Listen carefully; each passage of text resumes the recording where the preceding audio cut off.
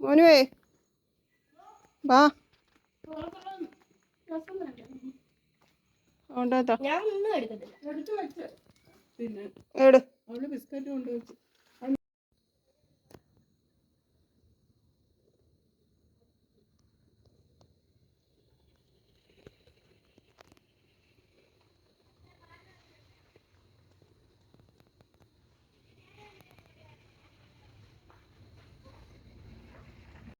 പ്രിയങ്ങളെ, അമ്മക്കിളിയുടെ കൊച്ചു കൊച്ചു വിശേഷങ്ങളിലേക്ക് എല്ലാവർക്കും സ്വാഗതം.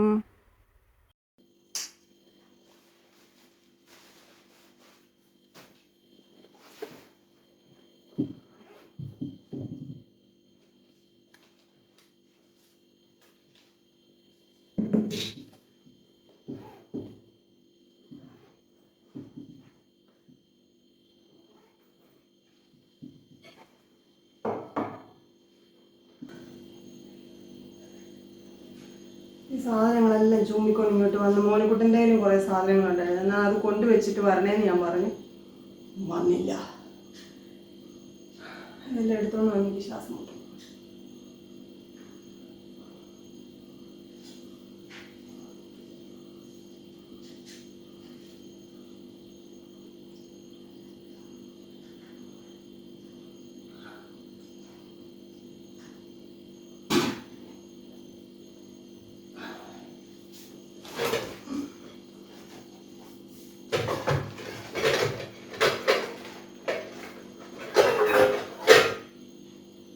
രാവിലെ കുഞ്ഞനപ്പം ഉണ്ടാക്കി. കുറച്ച് മാവ് അധികം ഉണ്ടായിരുന്നു, അതിൽ ഞാനങ്ങ് അപ്പുറത്ത് കൊടുത്തിട്ടാണ് പോയത്. പിന്നെ ഇത് രസം കേട്ടോ, അമ്മ തന്നതാണ് രസം.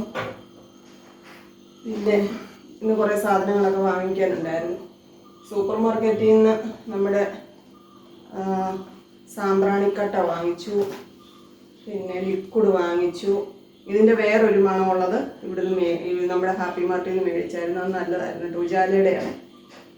ഇത് വേറെയാണ്, ഇതൊന്ന് നോക്കാം. പിന്നെ ലിക്വിഡ് മേടിച്ചു. ചിക്കൻ മസാല തീർന്നായിരുന്നു, അത് വാങ്ങിച്ചു. കാപ്പിപ്പൊടി മേടിച്ചു. കാപ്പിപ്പൊടി ഇത്ര വന്നല്ലോ, ഇനിയുണ്ട്. 8 അല്ല 10. 5 രൂപയുടെ പാക്കറ്റ് മേടിച്ചാൽ നമ്മളത് പൊട്ടിച്ച് ചിലപ്പോൾ കടുപ്പം കൂടുതലാണെങ്കിൽ അത് ബാക്കി അതിനകത്ത് വെച്ച് ചിലപ്പോൾ ഇരുന്ന് കട്ടയായിപ്പോൾ കേട്ടോ. അതുകൊണ്ടാണ് 2 രൂപ പാക്കറ്റ് ആകുമ്പോൾ കറക്റ്റായിട്ട് ഉപയോഗിക്കാൻ പറ്റും, വേസ്റ്റ് ആയി പോകത്തില്ല. പിന്നെ 1 കിലോ കുത്തരി മേടിച്ചു. നമ്മൾ റേഷൻ വാങ്ങിച്ചില്ല, റേഷൻ വാങ്ങിക്കുമ്പോൾ വേണമെങ്കിൽ ഇച്ചിരി കുത്തരി എടുക്കാം, അതുവരെ നിൽക്കണ്ടേ. അതിനാണ് 1 കിലോ മേടിച്ചത്. ഇത് മോനിക്കുട്ടന് മേടിച്ചതാണ്, ക്രീം ബൺ. മോനിക്കുട്ടനും ജാനിക്കുട്ടിക്കും കുഞ്ഞോനും മേടിച്ചു. ഇങ്ങോട്ട് വന്ന വഴിക്ക് അവർ മാമന് കുറച്ച് മരുന്ന് കൊടുക്കാനുണ്ടായിരുന്നു. പിന്നെ ഞാൻ ഇങ്ങോട്ട് വന്നപ്പോൾ കയറി നിൽക്കാൻ വിളിച്ച് പറഞ്ഞപ്പം പാല് വേണമെന്ന് പറഞ്ഞു. പിന്നെ അതും വാങ്ങിച്ചു. അപ്പോൾ അവർക്ക് കൊടുക്കാൻ ഞാനിതേ 3 മേടിച്ചു. 2 കുഞ്ഞോനും ജാനിക്കുട്ടിക്ക്. പിന്നെ 1 പാക്കറ്റ് ബ്രെഡും മേടിച്ചു കേട്ടോ, നാളെ ബ്രെഡ് എടുക്കാമെന്ന് വിചാരിച്ചു. പിന്നെ വാങ്ങിയത്, പിന്നെ പാല് മേടിച്ചു. മുട്ട, നാടൻ മുട്ട വന്നിട്ടുണ്ടായിരുന്നു, അതും വാങ്ങിച്ചു. ഞാൻ ഹാപ്പി മാർട്ടിൽ ചെന്നപ്പം നമ്മുടെ വീഡിയോ ഒക്കെ കാണുന്ന പലരും അവിടെ ചെന്ന് സാധനങ്ങൾ മേടിച്ചു എന്നൊക്കെ പറഞ്ഞു. അതൊക്കെ കേൾക്കുമ്പോഴും വലിയ സന്തോഷം. എല്ലാവരോടും സ്നേഹം. ഹാപ്പി മാർട്ട് നമ്മുടെ ഫേവറേറ്റാണ്. ഇപ്പം നമ്മൾ സ്ഥിരം കസ്റ്റമേഴ്സ് ആകുമ്പം നമ്മളോട് ഇടപഴകുന്ന ഒരു രീതിയൊക്കെ ഉണ്ട്. അതെല്ലായിടത്തുനിന്നും നമുക്ക് നല്ല രീതിയിലൊന്നും കിട്ടത്തില്ല. ചില ഇടങ്ങളിൽ മാത്രമേ നമുക്ക് ഇണങ്ങുന്ന രീതിയിൽ വരുള്ളൂ. ഞാൻ അതുകൊണ്ടിപ്പം ഹാപ്പി മാർട്ടിൻ്റെ സ്ഥിരം കസ്റ്റമറായി. പിന്നെ ക്രിസ്മസ് ഒക്കെ വരുമ്പോഴാണെങ്കിലും നമ്മൾ അവിടുന്ന് ക്രിസ്മസ് ട്രീ ഒരുക്കുന്ന സാധനങ്ങളൊക്കെ വാങ്ങിക്കുന്നു. അങ്ങനെയൊക്കെ എപ്പോഴും ഹാപ്പി മാർട്ട് നമ്മുടെ ഒരു വീഡിയോയിലെ ഒരു താരമാണ്. അപ്പം എന്താ പറയുക, പിന്നെ ഇത് ഉരുളക്കിഴങ്ങും സവാളയും നാരങ്ങായും വാങ്ങിച്ചപ്പം എത്ര 100 ഇത്രയും കണ്ടായി. അപ്പോൾ അവിടെ ചില്ലറ ഇല്ലായിരുന്നു. അപ്പോൾ ഏത്തക്കയുടെ വാങ്ങിച്ചു. ഇന്നത്തെ പർച്ചേസ് ഇത്രയൊക്കെ ആയിരുന്നു. പിന്നെ വീട് പണി ഇടി കെട്ടി ഒരു പരുവത്തിലൊക്കെ ആയി, 3/4 ഇടവായി. ഞാൻ പറഞ്ഞു ഇനി പുതിയ ലോഡ് കല്ലിറക്കി ചെയ്യണ്ട, ഇവിടുന്ന് കുറേ കല്ലുകൾ ഇളക്കിയൊക്കെ അവിടെ കൂട്ടിയിട്ടിട്ടുണ്ട്. ഇനിയിപ്പോൾ അതിൻ്റെ നമ്മൾ ഇടിഞ്ഞടം വൃത്തിയായിട്ട് കെട്ടിയിട്ടുണ്ട്. അപ്പോൾ അതിൻ്റെ ബാക്കിയായിട്ട് ഈ പഴയ കല്ലൊക്കെ ഇട്ട് കെട്ടി അങ്ങ് നിർത്തുക. പിന്നെ നമുക്ക് വയറിങ്ങിൻ്റെയും പ്ലംബിങ്ങിൻ്റെയും കുറച്ച് പണികളും ബാക്കിയുള്ളതും പിന്നെ വൈറ്റ് വാഷും കൂടെ ചെയ്തിട്ട് നമ്മളിനി മാറും. അപ്പോൾ ഇന്നും പഞ്ചായത്തിൽ പോയേക്കുമായിരുന്നു. ഫണ്ടിൻ്റെ കാര്യം ഒരു ഉറപ്പും കിട്ടിയിട്ടില്ല. പിന്നെ കിട്ടും വരും. മെയ് 10 എന്ന് പറഞ്ഞാൽ ജൂൺ 10 ഇപ്പോൾ ഇന്ന് ചെന്നപ്പം ജൂൺ പകുതിയാകും എന്നൊക്കെ പറയും. അപ്പോൾ ഒരു ഉറപ്പ് കിട്ടാത്തതുകൊണ്ട് അതിനെപ്പറ്റിയുള്ള ഒരു ആദ്യം മനസ്സിലുണ്ട്. നമ്മൾ പലയിടത്തുനിന്നും കടം വാങ്ങിച്ചത് ഇത് കിട്ടുമ്പോൾ കൊടുക്കാമെന്നും പറയാം, നമ്മൾ പലിശ ഉൾപ്പെടെ കൊടുക്കേണ്ടി വരും. അത് താമസിക്കും തോറും നമ്മുടെ കയ്യിൽ നിന്ന് വീണ്ടും പൈസ ഇറങ്ങും. ഇത് തീർത്തില്ലെന്നുണ്ടെങ്കിൽ വാടക പിന്നെയും പെൻഡിങ്, അങ്ങനെയൊക്കെ പല കാര്യങ്ങളുണ്ട്. നമ്മൾ സാധാരണക്കാരല്ലേ, അങ്ങനെയൊക്കെ ഇരിക്കുന്നു. പിന്നെ എന്തായാലും ഉടനെ നമ്മളിങ്ങോട്ട് മാറും. എന്തൊക്കെ തീർന്നാലും തീർന്നില്ലേലും നമ്മളിങ്ങോട്ട് മാറും. അപ്പോൾ പിന്നെന്താണ്, വേറെ എന്താണ് വിശേഷം? ഒന്നുമില്ല. ശ്വാസം മുട്ടുന്നില്ലേ മോനുകുട്ട? ഈ ബനിയൻ ഈ ഉടുപ്പിട്ടിട്ട് ഇറുക്കി പിടിച്ചിരിക്കുന്നു. ഇത് വേണ്ടായിരുന്നു. നീ അവിടെ വേണ്ടാന്ന് പറഞ്ഞ അമ്മമ്മയുടെ കൈ കൊണ്ട് കൊടുത്തതായിരുന്നു. കുറച്ച് ചിക്കൻ വെച്ചിട്ടുണ്ട് നമുക്ക് ഫ്രൈ ആക്കാൻ. ഇപ്പൊ ഇന്ന് അത് ഫ്രൈ ആക്കാമെന്ന് വിചാരിച്ചു.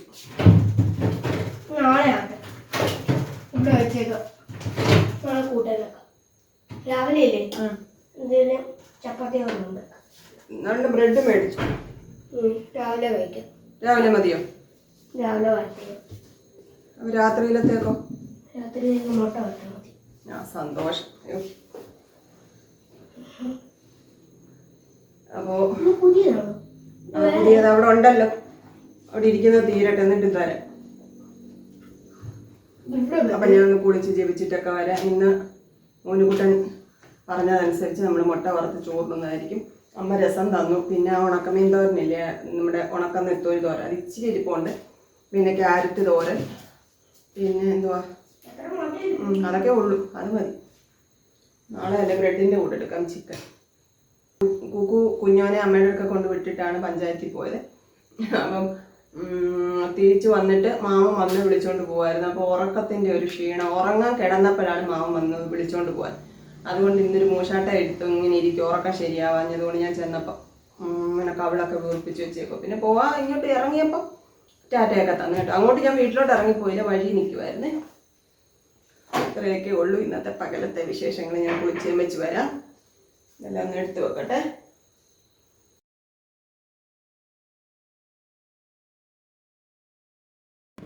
ഇന്നലെ ഞായറാഴ്ച ഇവിടെ ഒന്ന് കിടന്ന് ഞാൻ കുറച്ചു നേരം എൻ്റെ പ്രിയങ്ങളെ കിടന്ന് ഞാൻ വീഡിയോ എഡിറ്റ് ചെയ്തോണ്ടിരുന്നു. അപ്പം ഉറങ്ങിപ്പോയി.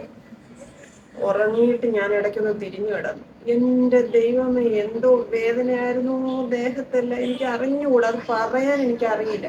ഈ വിരല് പോലും ഇങ്ങനെ പതുക്കെയാണ് ഞാനൊന്ന് നിവർത്തുകയും നോക്കുകയും ചെയ്തത്.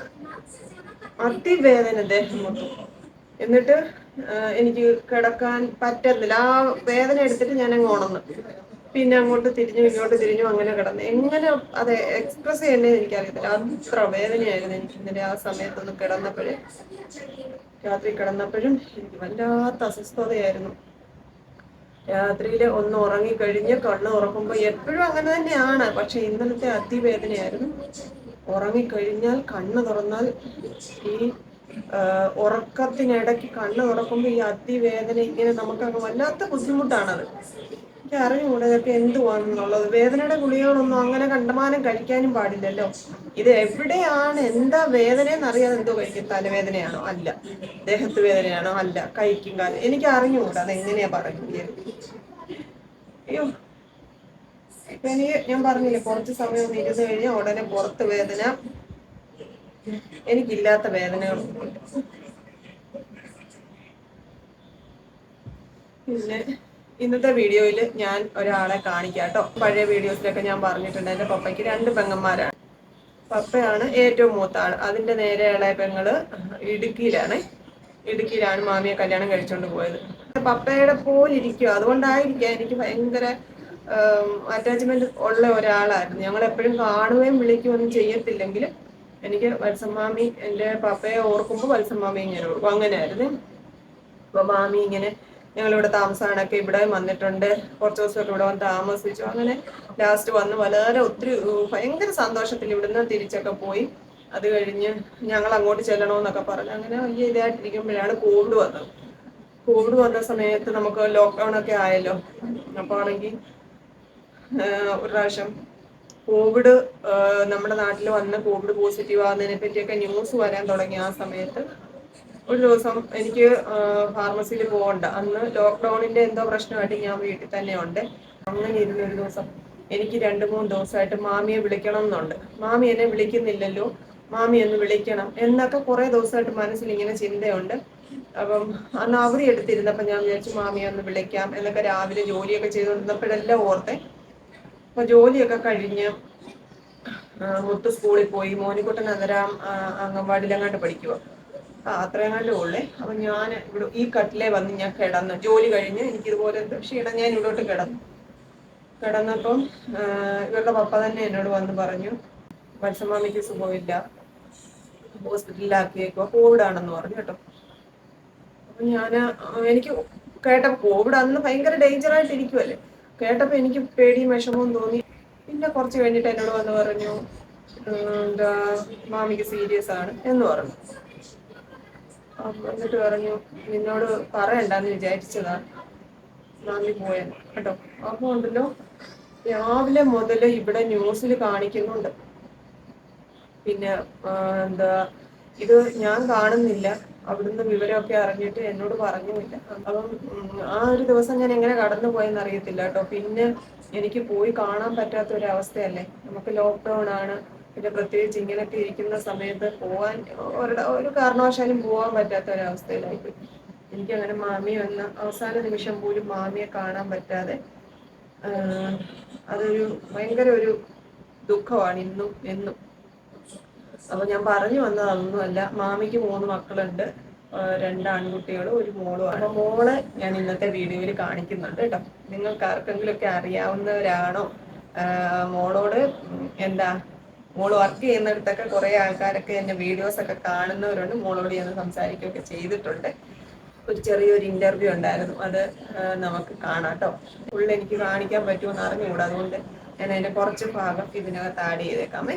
അപ്പൊ ഞാനിത് പറയാൻ കാര്യം എന്താണെന്ന് വെച്ചാൽ, ഞാൻ പ്രിൻസിപ്പളുടെ ഇന്റർവ്യൂ ഇങ്ങനെ കണ്ട സമയത്ത് എനിക്ക് ആദ്യം മനസ്സിൽ വന്നത് മാമിയായിരുന്നു. ഇങ്ങനെയുള്ള സന്തോഷങ്ങളൊക്കെ കാണാൻ മാമി ഇല്ലാതെ പോയല്ലോ, മക്കളുടെ ഉയർച്ച കാണാൻ മാമിക്ക് കഴിയാതെ പോയല്ലോ എന്നുള്ളത് എനിക്ക് ഭയങ്കര ഒരു സങ്കടം തോന്നി.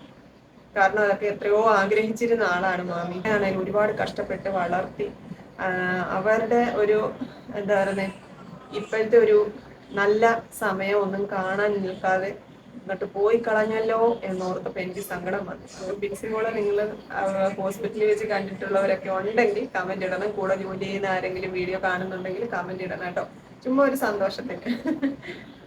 അപ്പോൾ ഞാന് അത് കുറച്ച് ദിവസമായിട്ട് വിചാരിക്കുന്നതാണ് വീഡിയോയിൽ കാണിക്കണമെന്നുള്ളത്, വിട്ടു പോകുന്നതാണ്. പിന്നെ കുറച്ച് തുണികൾ മടക്കാനുണ്ട്, അതിനൊന്ന് മടക്കും കേട്ടോ, കുറച്ചേ ഉള്ളൂ. ബാക്കി മോനിക്കുട്ടൻ മടക്കി വെച്ചു. വലിയ പണികളൊന്നും ഇല്ലായിരുന്നല്ലോ. ഇനിയിപ്പൊ ചെന്ന് ചോറ് വാർത്തിടണം, മുട്ട വറക്കണം, അതേ ഉള്ളൂ കേട്ടോ. കാര്യമായി പോയി ഒന്നും വെക്കണ്ടെന്ന് പറഞ്ഞത്. സത്യമായിട്ടും വയ്യായിരുന്നു അന്ന്.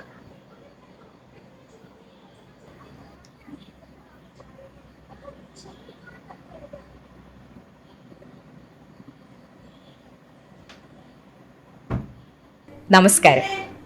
ഒരു നഴ്സ് ഒരു രോഗിയുടെ ശാരീരിക അസുഖം മാത്രമല്ല, മറിച്ച് മനസ്സിന്റെയും ആത്മാവിന്റെയും ഹൃദയത്തിന്റെയും മുറിവുണക്കുന്ന ഒരാളാണ്.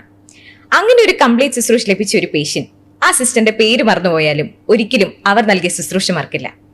മായ ആഞ്ചലോ എന്ന അമേരിക്കൻ കവയിത്രി നഴ്സുമാരെ പറ്റി പ്രതിപാദിച്ചതാണ്. രാജഗിരി ഹോസ്പിറ്റലിന്റെ നഴ്സിംഗ് ടീം ഒരുക്കുന്ന ഏഞ്ചൽസ് വോയിസ് പോഡ്കാസ്റ്റിന്റെ ഫസ്റ്റ് എപ്പിസോഡിലേക്ക് ഏവർക്കും സ്വാഗതം. ഞാൻ ആൽഫ ട്രീസ കുര്യൻ, രാജഗിരി ഹോസ്പിറ്റലിലെ രജിസ്ട്രേഡ് നഴ്സായി വർക്ക് ചെയ്യുന്നു. ഇന്ന് നമ്മോടൊപ്പം ഉള്ളത് രാജഗിരി ഹോസ്പിറ്റൽ അനവധി വർഷത്തെ എക്സ്പീരിയൻസ് ഉള്ള ഓങ്കോളജി ഡിപ്പാർട്ട്മെന്റിന്റെ യൂണിറ്റ് മാനേജറും അതേപോലെ തന്നെ PICC line and chemoport insertion ട്രെയിനറുമായ സിസ്റ്റർ ബിൻസി ജോയ് ആണ്. സിസ്റ്റർ, നമ്മുടെ പോഡ്കാസ്റ്റിന്റെ ഫസ്റ്റ് എപ്പിസോഡിലേക്ക് ഹാർദവമായി സ്വാഗതം. Thank you. എങ്ങനെ പോകുന്നു മാം നഴ്സിംഗ് ജീവിതമൊക്കെ? നഴ്സിംഗ് അടിച്ചു പൊളിച്ചു പോകുന്നു. മാം എങ്ങനെയാണ് മാം നഴ്സിംഗ് ആണ് എൻ്റെ പ്രൊഫഷൻ എന്ന് ചൂസ് ചെയ്തു മാം? നഴ്സിംഗ് ആണ് എൻ്റെ പ്രൊഫഷൻ എന്ന് ആദ്യമേ ചൂസ് ചെയ്തിട്ടില്ല. നമ്മൾ എല്ലാവരെയും പോലെ ചെറുപ്പത്തിൽ ഒരുപാട് ആഗ്രഹങ്ങളുണ്ട്. അപ്പോൾ എൻ്റെ മെയിൻ ആയിട്ടുള്ള 2 ആഗ്രഹങ്ങളായിരുന്നു. ഒന്നെങ്കിൽ ഒരു സോഫ്റ്റ്വെയർ എഞ്ചിനീയർ ആവണം, പിന്നെ അല്ലെങ്കിൽ ഒരു ഫാഷൻ ഡിസൈനർ ആവണം. 2 ധ്രുവങ്ങളിലുള്ള ആഗ്രഹങ്ങളായിരുന്നു. അപ്പം ഞാൻ ജനിച്ച് വളർന്നത് വളരെ സർവ്വസാധാരണമായിട്ടുള്ള ഒരു മിഡിൽ ക്ലാസ് ഫാമിലിയിലായിരുന്നു. അപ്പം നമ്മളുടെ ഒരു സാമ്പത്തിക സ്ഥിതിയൊക്കെ വെച്ചിട്ട് നമ്മുടെ കയ്യിൽ ഒതുങ്ങുന്നത് വേണമല്ലോ നമ്മൾ ആഗ്രഹിക്കാൻ. അതെ, അങ്ങനെയാണ് 2 ആഗ്രഹങ്ങൾ നമ്മൾ സെലക്ട് ചെയ്ത് വെച്ചത്. അപ്പോൾ ഈ പ്ലാൻ എ സോഫ്റ്റ്വെയർ എഞ്ചിനീയർ ആവണം. നമ്മൾ ഫിലിമൊക്കെ കണ്ട് ഭയങ്കര ഇൻസ്പയർഡ് ആയിട്ടാണ് നമ്മളതിലേക്ക് വന്നത്. അത് ആദ്യമേ തന്നെ ഫ്ലോപ്പായി പോയി. പിന്നെ രണ്ടാമത്തെ മുളയിലേ നുള്ളിക്കളഞ്ഞു. പ്ലാൻ ബിയിലേക്ക് എത്താൻ വേണ്ടി ആദ്യമേയുള്ള ബേസിക് സ്റ്റെപ്പ് സ്റ്റിച്ചിങ് പഠിക്കുക, എംബ്രോയ്ഡറി പഠിക്കുക, അങ്ങനെയുള്ള കുറേ കാര്യങ്ങളൊക്കെ ചെയ്ത് ഇങ്ങനെ റെഡി ആയിട്ടിരിക്കുമായിരുന്നു. അപ്പോഴാണ് 10ന്റെ റിസൾട്ട് വന്നു. അത്യാവശ്യം കുഴപ്പമില്ലാത്ത മാർക്കുണ്ട്, ഡിസ്റ്റിങ്ഷൻ ഉണ്ട്. പിന്നെ പേരൻസും പിന്നെ ബന്ധുക്കളും നാട്ടുകാരും ഒക്കെ കൂടി നമുക്കൊരു ഓപ്ഷൻ പറഞ്ഞു, ഇപ്പോഴേ സ്റ്റിച്ചിങ് അതൊന്നും നടക്കില്ല, നല്ല പ്രൊഫഷണൽ കോഴ്സുകൾ എന്തെങ്കിലും എടുത്ത് പഠിക്കണം, കുടുംബം രക്ഷപ്പെടണം, പെട്ടെന്ന് ജോലി കിട്ടണം, അങ്ങനെ ഒരു ഓപ്ഷനൊക്കെ പറഞ്ഞു. അപ്പോൾ അങ്ങനെയുള്ള പല ഓപ്ഷൻസ് തപ്പി ഇങ്ങനെ ഇരിക്കുന്ന സമയത്താണ് പ്ലാൻ സിക്ക് വേണ്ടിയിട്ടുള്ള വെയിറ്റിങ്ങിലായിരുന്നു. ആ സമയത്താണ് എൻ്റെ ഇളയ ബ്രദറിന് ഒരു ചെറിയൊരു മെഡിക്കൽ എമർജൻസി വന്നത്. നമ്മുടെ മെഡിക്കൽ ടേംസിൽ പറഞ്ഞാൽ ഇൻഡ്യൂസ് അസെപ്ഷൻ എന്ന് പറയും. അതായത് പേരൻസ് പറയുന്നത് കുടൽ മറിഞ്ഞു എന്നൊക്കെയാണ് പറയാം. അങ്ങനെ വളരെ സിക്കായിട്ടുള്ള ഒരു സ്റ്റേജിൽ അവനെ എടുത്തിട്ട് ഞങ്ങൾ ഹോസ്പിറ്റലിലേക്ക് പോവുകയാണ്. അപ്പോൾ ഫുൾ വോമിറ്റ് ചെയ്ത് ആകെ ലൂസ് സ്റ്റൂളൊക്കെ വന്ന് ഭയങ്കര ഡേർട്ടി ആയിട്ടാണ് നമ്മൾ ഹോസ്പിറ്റലിലേക്ക് ചെല്ലുന്നത്. കാരണം അന്ന് എങ്ങനെയെങ്കിലും ഈ ഹോസ്പിറ്റലിൽ എത്തിക്കുക എന്നുള്ളൊരു ഇൻറ്റൻഷനോടെയാണ് നമ്മൾ പോകുന്നത്. അപ്പോൾ അവിടെ ചെന്ന് കഴിയുമ്പോൾ നമ്മൾ ഓൾറെഡി നമ്മളുടെ കുട്ടിയാണ് അല്ലെങ്കിൽ നമ്മളുടെ അനിയനാണ് എന്നുള്ളത് കൊണ്ട് നമുക്ക് പ്രത്യേകിച്ച് അറപ്പും വെറുപ്പൊന്നുമില്ല. പുറമേ നിന്ന് കാണുന്ന ഒരാൾ ഓടി വന്ന് എടുക്കാനുള്ള ഒരു സ്റ്റേജിലല്ല നമ്മൾ അവിടേക്ക് ചെല്ലുന്നത്. പക്ഷേ അതെ, അത്രയ്ക്ക് വോമിറ്റ് ചെയ്ത് അങ്ങനെ ഇരിക്കുമായിരുന്നു. അപ്പം എമർജൻസിയിലോട്ട് ചെന്ന് നിന്ന വഴി യാതൊരു അറപ്പും വെറുപ്പും ഒന്നും ഇല്ലാതെ ഒരു നേഴ്സ് ചേച്ചി ഓടി വന്നിട്ട് എൻ്റെ അനിയനെ എടുത്ത് നേരെ എമർജൻസിയിലോട്ട് കൊണ്ടുപോകുന്നു. ഓടി നടന്ന് അവനുള്ള കാര്യങ്ങളൊക്കെ ചെയ്യുന്നു. പെട്ടെന്ന് ഇതാവുന്നു. അങ്ങനെ അവൻ റിക്കവറായി വന്നു. അന്ന് സ്ട്രൈക്ക് ചെയ്തൊരു കാര്യമാണ്, യാതൊരു അറപ്പും വെറുപ്പും ഇല്ലാതെ നമുക്ക് വന്ന് ഒരു ജീവൻ രക്ഷിക്കുക എന്നുള്ളത് ഒറ്റ ഇൻറ്റൻഷൻ മാത്രം എടുത്തുകൊണ്ട് ഓടി വന്ന് ചെയ്ത ആ ഒരു നഴ്സിനെ ഞാൻ അന്ന് നോട്ട് ചെയ്തിട്ടുണ്ടായിരുന്നു. അപ്പോൾ പ്ലാൻ സിക്ക് വേണ്ടിയിട്ടുള്ള ഒരു തെരച്ചിലായിരുന്നല്ലോ. അപ്പോൾ വിചാരിച്ചു നമ്മളുടെ ഒരു കയ്യിൽ ഒതുങ്ങുന്ന ഒരു പ്രൊഫഷൻ ആയിരിക്കും നഴ്സിംഗ്. പിന്നെ ഈ പറഞ്ഞ പോലെ കുടുംബം രക്ഷപ്പെടണം, ജോബ് ഓപ്പർച്യൂണിറ്റി എന്നൊക്കെ വെച്ച് നോക്കുമ്പം ഈ ഒരു പ്രൊഫഷൻ തിരഞ്ഞെടുക്കാമെന്ന് അന്നേ അങ്ങ് തീരുമാനിച്ചു. അങ്ങനെ സിസ്റ്റർ ബിൻസി ജോയി. അതെ, സിസ്റ്റർ ബിൻസി ജോയി. മാം ഇപ്പം ഞാൻ അറിഞ്ഞനുസരിച്ച് മാമിന് ഒരു 9 വർഷത്തോളം ഇവിടെ രാജഗിരി ഓർഗനൈസേഷനിൽ വർക്ക് ചെയ്ത് എക്സ്പീരിയൻസ് ഉണ്ടല്ലോ? അതെ, രാജഗിരിയിൽ ഒരു 10 വർഷം ആവാൻ പോകുന്നു.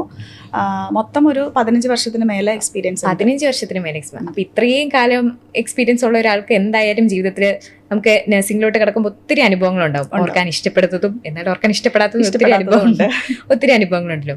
ഇത്രയും കാലമായിട്ട് ഇപ്പോഴും മാമിന്റെ മനസ്സിൽ എപ്പോൾ ഓർത്താലും ആ സന്തോഷത്തോടെ ഓർത്തിരിക്കുന്ന എന്തെങ്കിലും ഒരു ബ്യൂട്ടിഫുൾ മൊമെന്റ്സ് കാണുമല്ലോ? ബ്യൂട്ടിഫുൾ മൊമെന്റ്സ് എന്ന് പറഞ്ഞാൽ നമ്മുടെ ലൈഫിൽ ഒരുപാട് മൊമെന്റ്സുകളുണ്ട്. അപ്പം പ്രത്യേകിച്ച് നമ്മളിങ്ങനെ എക്സ്പീരിയൻസ് കൂടുന്നതനുസരിച്ച് ഒരുപാട് മൊമെന്റ്സുകൾ നമുക്കുണ്ടാവും. എന്നാലും നമ്മുടെ ഒരു കരിയർ തുടങ്ങുന്ന സമയത്ത് നമുക്ക് കിട്ടുന്ന ഒരു സ്ട്രൈക്കിംഗ് ആയിട്ടുള്ള ഒരു ഇൻസിഡന്റ് എപ്പോഴും നമ്മൾ മനസ്സിലുണ്ടാവും. കിട്ടുന്ന ഒരു അപ്രിസിയേഷനും. അതെ, അപ്രിസിയേഷനും പിന്നെ ആ ഒരു ഇത് നമുക്ക് എപ്പോഴും മനസ്സിലുണ്ടാവും. ഞാൻ നഴ്സിംഗ് കരിയർ തുടങ്ങി 3 വർഷമാകുന്ന സമയത്ത് എമർജൻസിയിൽ വർക്ക് ചെയ്തുകൊണ്ടിരിക്കുന്ന സമയത്തായിരുന്നു. അപ്പോൾ പെട്ടെന്ന് ഒരു ഓട്ടോ ഡ്രൈവർ ഒരു പേഷ്യൻറ്റിനെ കൊണ്ട് എമർജൻസിയിൽ വന്നു. അപ്പോൾ നമ്മുടെ കയ്യിൽ കിട്ടുന്ന പേഷ്യൻറ്റിൻ്റെ അവസ്ഥ എന്ന് പറയുന്നത് പേഷ്യൻറ്റിന് പൾസില്ല, ശ്വാസം നിലച്ചിരിക്കുകയാണ്. നമ്മൾ ECG എടുത്ത് നോക്കുമ്പം ECGയിൽ ജീവൻ്റെതായിട്ടുള്ള പ്രത്യേകിച്ച് ഒരു ചേഞ്ചസും കാണുന്നില്ല, ഒരു ഹോപ്പും ഇല്ല. അന്നത്തെ എൻ്റെ അവസ്ഥ എന്ന് പറയുമ്പം നമ്മൾ ഈ നഴ്സിംഗ് പഠിച്ചു കഴിഞ്ഞിട്ട് അടുത്തൊരു ഓപ്ഷനാണ് ACLS എന്ന് പറയുന്ന ഒരു സ്പെഷ്യലൈസേഷൻ. അങ്ങനെ ഒരു ACLSൻ്റെ കോഴ്സ് കഴിഞ്ഞ് വന്ന ഒരാഴ്ച ആയിട്ടേ ഉണ്ടായിരുന്നുള്ളൂ. അപ്പോൾ നമുക്കൊരു ഭയങ്കര എനർജറ്റിക് ആയിട്ട് നിൽക്കുന്ന ഒരു സമയമായിരുന്നു. പേഷ്യൻറ്റിനെ കയ്യിൽ കിട്ടി. അപ്പോൾ ഡോക്ടേഴ്സ് ആദ്യം എക്സാമിൻ ചെയ്തു, പെട്ടെന്ന് നോക്കി പറഞ്ഞു ഹോപ്പ്ലെസ് ആണ്, നമുക്ക് രക്ഷപ്പെടുത്താൻ പറ്റുമെന്ന് തോന്നുന്നില്ല എന്നൊക്കെ പറഞ്ഞെങ്കിലും നമ്മൾ ഒന്നും കൂടെ ഒന്ന് തീരുമാനിച്ചു. അപ്പം ഹിസ്റ്ററി എടുത്തപ്പോൾ വന്നിരിക്കുന്നത് ഒരു ഓട്ടോ ഡ്രൈവറാണ്. പേരൻസ് അവരുടെ വീട്ടുകാരൊന്നും അറിഞ്ഞിട്ട് പോലും ഇല്ല, വഴിയിൽ എവിടെയോ വീണ് കിടക്കുന്നത് എടുത്തിട്ട് വന്നതാണ്. അപ്പോൾ നമ്മുടെ ഫുൾ ടീം വിചാരിച്ചു എന്തായാലും ഒരു ശ്രമം നടത്തി നോക്കാം. നമ്മൾ പെട്ടെന്ന് തന്നെ റെസിസ്റ്റേഷൻ എഫേർട്സ് സ്റ്റാർട്ട് ചെയ്തു. CPR കൊടുത്തു. ഒരു 3 സൈക്കിള് CPR കഴിഞ്ഞപ്പോൾ പേഷ്യൻ്റ് പെട്ടെന്ന് പൾസ് വന്നു, ശ്വാസം വന്നു, ECGയിൽ നോർമൽ റിതം വന്നു. അങ്ങനെ വന്നു കഴിഞ്ഞപ്പോൾ അത് നമുക്ക് ഭയങ്കര ഒരു ഇൻസ്പിറേഷൻ ആയിപ്പോയി. കാരണം ACLS പഠിക്കുമ്പോൾ തിയറിയിൽ നമ്മളിങ്ങനെ പറയും അത് ചെയ്താൽ ഇത് വരും, ഇത്ര സമയത്തിനുള്ളിൽ പേഷ്യൻറ്റിനെ കിട്ടിക്കഴിഞ്ഞാൽ നമുക്ക് രക്ഷപ്പെടുത്താൻ പറ്റും എന്ന് തിയറിയിൽ പറയുന്നതല്ലാതെ നമുക്കതിന് എക്സ്പീരിയൻസ് ചെയ്ത അനുഭവമില്ല. പക്ഷെ വൺസ് ഇത് എക്സ്പീരിയൻസ് ചെയ്ത് കഴിഞ്ഞപ്പം അത് ഭയങ്കര ഇൻസ്പിറേഷൻ ആയിപ്പോയി. അങ്ങനെ പേഷ്യൻറ്റിനെ വെന്റിലേറ്ററിൽ ഇട്ടു, ICUയിൽ വിട്ടു. പിന്നെ നമ്മൾ ആ കാര്യങ്ങളൊക്കെ മറന്നു. ഒരു 4 ദിവസം കഴിഞ്ഞ് കഴിഞ്ഞപ്പോൾ നമ്മൾ എമർജൻസി ട്രയാജിൽ നിൽക്കുന്ന സമയത്ത് ആ പേഷ്യൻറ്റ് ഡിസ്ചാർജായി. പേഷ്യൻറ്റിൻ്റെ ബൈസ്റ്റാൻഡർ, ഫാമിലി മെമ്പേഴ്സും പേഷ്യൻറ്റും കൂടെ എമർജൻസിയുടെ ഫ്രണ്ടിൽ വന്നു ഞങ്ങളുടെ അടുത്ത് നന്ദി പറയാൻ. അത് ഭയങ്കര ഒരു ഇൻസ്പിറേഷൻ ഉള്ള ഒരു മൊമെന്റ് ആയിരുന്നു. വളരുന്ന പുതിയ നഴ്സസിനോട് ഇത്രയും എക്സ്പീരിയൻസ് ഉള്ള അനുഭവങ്ങളുള്ള ഒരു സീനിയർ നഴ്സ് എന്ന നിലയിൽ അവരോട് എന്താണ് മാം പറയാനുള്ളത്? ജൂനിയേഴ്സിനോട് എപ്പോഴും പറയാനുള്ളത് വലിയ ഉപദേശമൊന്നുമില്ല. ഏറ്റവും പ്രധാനപ്പെട്ട ഒരു കാര്യം നമ്മുടെ കയ്യിലോട്ട് വെച്ച് തരുന്ന ഒരു ജീവനാണ്.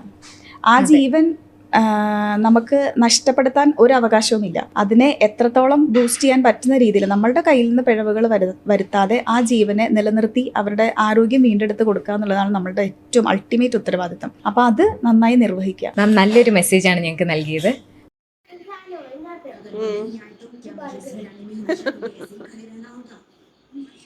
ഞാനിവിടെ എല്ലാം തുടച്ചിട്ടെടുത്ത് ക്ലേ പിന്നെ പറ്റിക്കരുത് മോനുകുട്ടാ.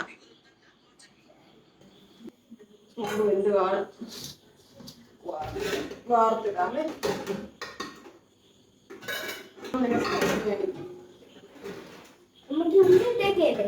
ഓ എല്ലാം വറക്കാം, ചുമ്മാ വറക്കാം.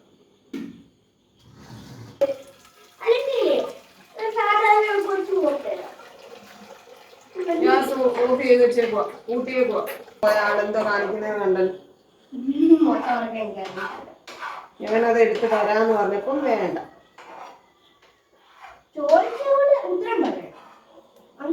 ഞാൻ പറഞ്ഞല്ലോ കുഞ്ഞ് പാൻ എടുത്തോണ്ട് പോവാ, അതിനകത്ത് നല്ല ബബിള് പോലെ ഇങ്ങനെ വരും മുട്ട പുളിസ കളിക്കാൻ. അപ്പൊ വേണ്ട. ഒരു പച്ചമുളക് വരിയുന്നുണ്ട്.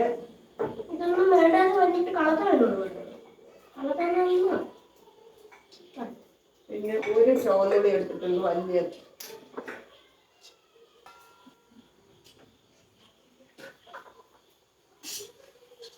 രസം അമ്മമ്മ വെച്ച രസം കേട്ടോ.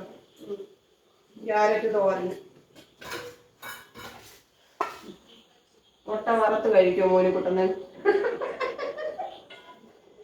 മോനെ അമ്മ ഉണ്ടാക്കി വേണ്ട. എനിക്ക് ജോലിയൊന്നും ചെയ്യണ്ട. അമ്മ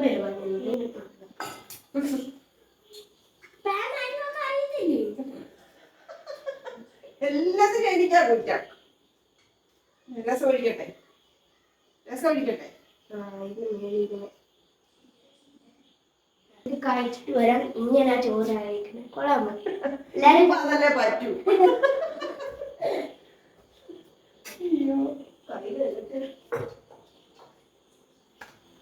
നമുക്ക് ഒരുപാട് വിശേഷങ്ങളൊന്നും ഇല്ലാത്ത ദിവസമായിരുന്നു. എന്തുവായിരുന്നു വിശേഷം പറയാൻ? എന്നാൽ വർത്താനം പറയാനുള്ള ഒരു സുമാറ്.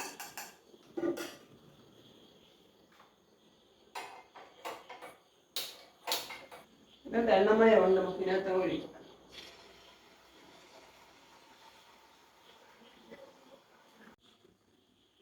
ഇതിനകത്ത് മല്ലിയില ഇടുന്നത് മോനിക്കുട്ടൻ എന്നെ പഠിപ്പിച്ചേട്ടോ. അത് ഭയങ്കര രുചിയാണ്. ഇച്ചിരി ഇട്ടുള്ളൂ.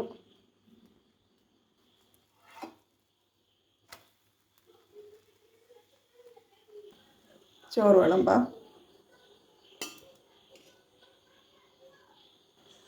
ക്യാരറ്റ് തോരൻ ഇന്നലത്തെ ആട്ടോ.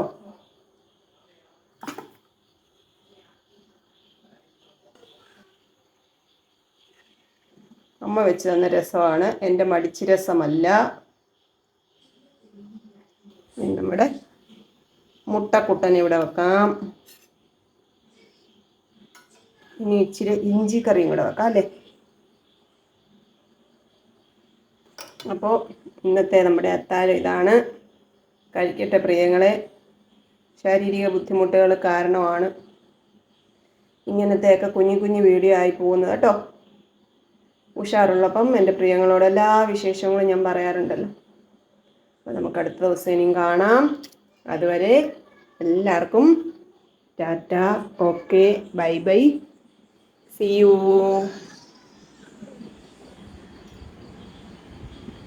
എങ്ങനെയുണ്ട്?